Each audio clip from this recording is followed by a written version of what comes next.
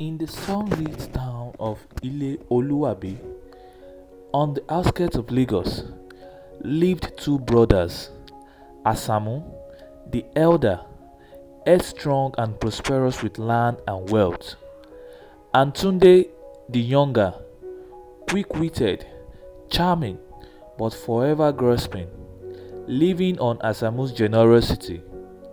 Asamu had married Ifedayo, a soft-spoken nurse from a local clinic.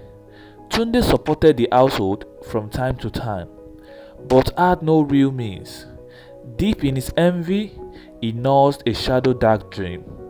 One day, he had owned the land, and if fate willed it, Asamu's wife. On a day like any other, Asamu slipped from his motorbike, an accident serious enough to require urgent surgery. In the hospital's vast white halls, Tunde's liquid smile concealed dark intent. He found an ally in a negligent nurse, Chinara, offering a bribe, disable the oxygen supply in surgery, and Asamu would not survive. Tunde sent Ifedayo away with feigned concern, while the nurse hooked to the gas tank a secret bypass valve. Once the oxygen was partially cut off, the anesthetized Asamu gasped and slipped into coma. That night, a lonely 4-year-old girl, Morenike, who lived in the hospital compound, met Asamu's spirit. She had come visiting her sick uncle, but fell asleep in the yard. Asamu appeared by her bedside, transparent but urgent. He spoke in gentle lilt. "Tell my wife, do not sell the land. Beware, my brother, I will return."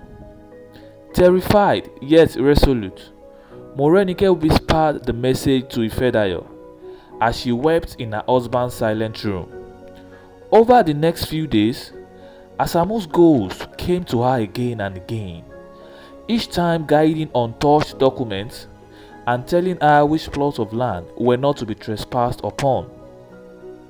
While Tunde and Chinara moved to auction the property and pressured Ifedayo to sign away titles, strange delays and legal orders stalled them.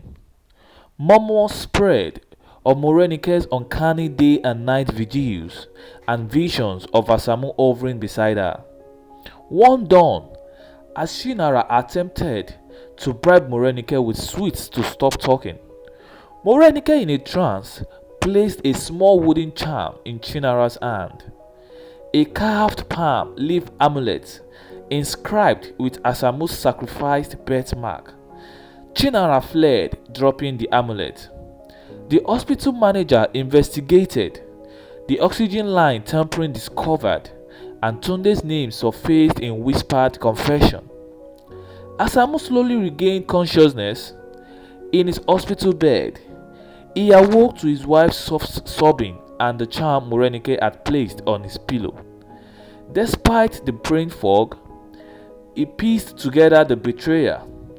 His gaze fixed firmly on Tunde when he next came to his bedside. In a quiet conversation witnessed by Ifedayo and hospital staff, Asamu spoke. "You tried to murder me. You sold our soil. You even sought my wife. Was that your plan?"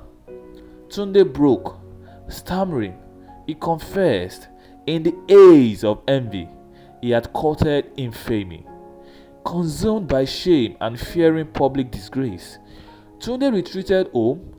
One night, he discovered his favorite palm wine tasted strange. Moments later, he collapsed. His poison cup was labeled with the same amulet Morenike had dropped, flipped upside down, a warning or curse from that restless goat. By morning, Tunde lay lifeless, his eyes wide with regret. Morenike and her family were granted a modest stipend by Asamu, along with land of their own, his way of honoring the ghostly messenger who saved his legacy and life. Ifedayo reclaimed full stewardship of her husband's land, refusing to falter, she named a new plot Olayinka, the field of the gracious shadow, in remembrance of Ashamu's spirit and Morenike's courage. As for Ashamu, he rebuilt his health and spirit, dedicated to nurture that larger estate, not just land, but trust, kindness, and vigilance.